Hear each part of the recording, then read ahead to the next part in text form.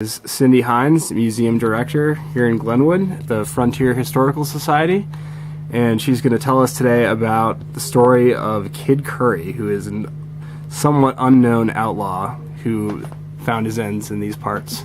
He did.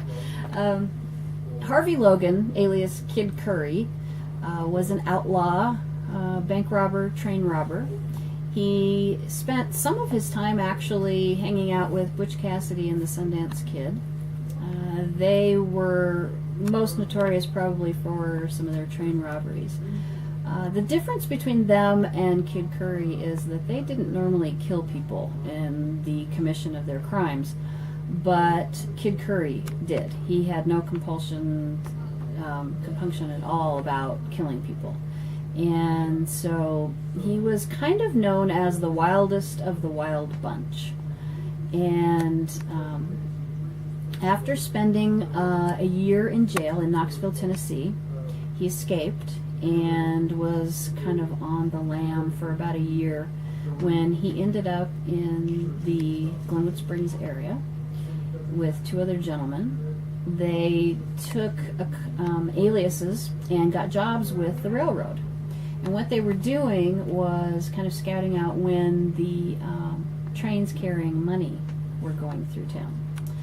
And they planned a train robbery, which took place in June of 1904 near Parachute.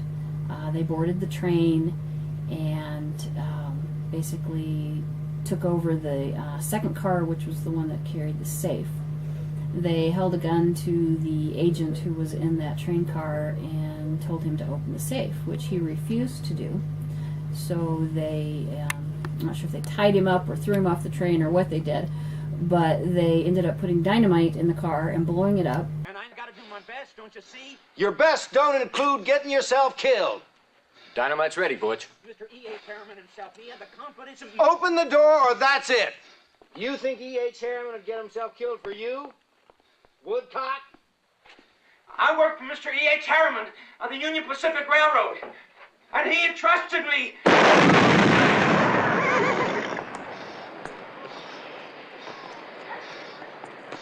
And they escaped.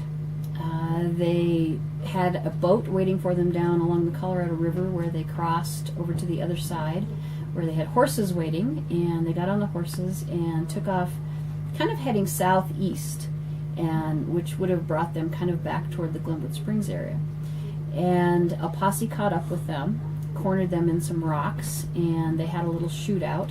Kid Curry was shot, not fatally, so he decided to end it on his own and put a gun to his head.